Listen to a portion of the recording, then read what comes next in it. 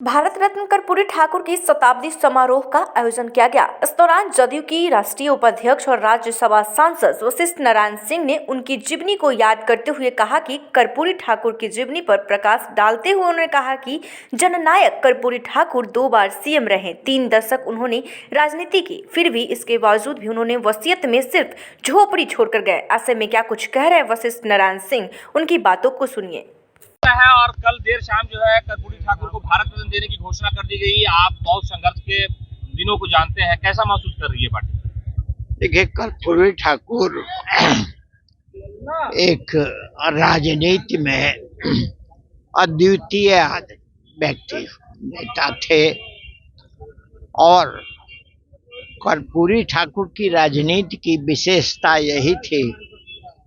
कि उनके जीवन काल में जो लोग उनकी आलोचना भी करते थे, उनसे असहमत भी रहते थे, उनके ऊपर तीखे आक्रमण भी करते थे, आज वो सभी लोग कर्पूरी ठाकुर के नीति और कार्यक्रम और कर्पूरी ठाकुर के व्यक्तित्व की प्रशंसा ही नहीं करते हैं, कर्पूरी ठाकुर के समारोह में भी वो लोग शामिल होते हैं। कर्पूरी ठाकुर की राजनीति की सबसे बड़ी खासियत थी कि सदन और सड़क,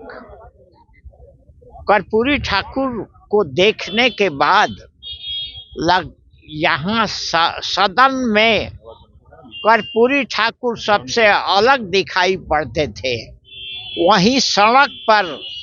भी कर्पूरी ठाकुर सबसे अलग दिखाई पड़ते थे। मुझे उनके साथ जेल में एक वार्ड में फुलवारी शरीफ रहने का मौका 2-2.5 महीना रहा है। कर्पूरी जी को की दिनचर्या को मैंने देखा है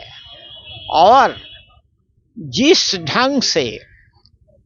जो झोपड़ी का आज भी सवाल भी है, तो जिस दिन हम आ रहे थे उनके पहले ही छूट गए थे, तो जेपी आंदोलन के लोग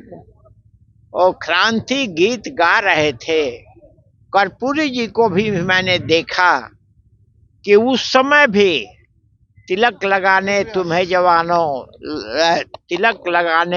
जवानों क्रांति द्वार पर आई है, लाख लाख झोपड़ियों में तो छाई हुई उदासी। यही नारा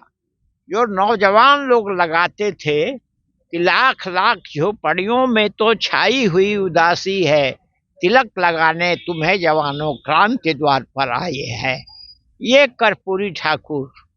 झोपड़ी में जो लोग रहते हैं, जहाँ रोशनी का,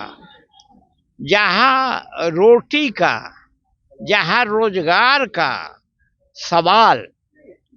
बड़े पैमाने पर था, उस सवाल को उठाने का काम,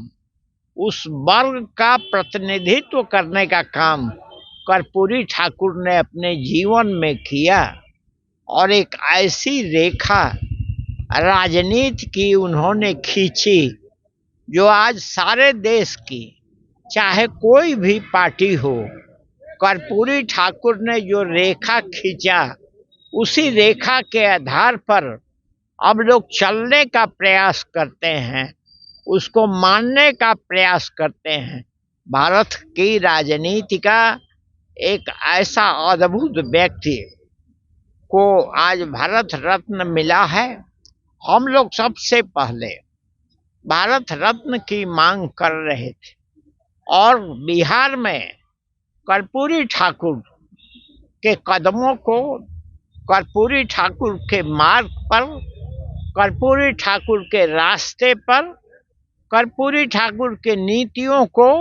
लागू करने का किसी ने काम किया है तो बिहार के मुख्यमंत्री श्री नीतीश कुमार ने किया है, जो अति पिछड़ों को आरक्षण देने का काम और जो कर्पूरी ठाकुर ने जिन सवालों को उठाया था उस पर मजबूती से चलने का काम बिहार में श्री नीतीश कुमार ने किया है। यह आज के अवसर पर कर्पूरी जी को हम याद करते हैं और मानते हैं कि देश को आज कर्पूरी जी के रास्ते पर चलने से देश की समस्या का हल बहुत हो सकता है।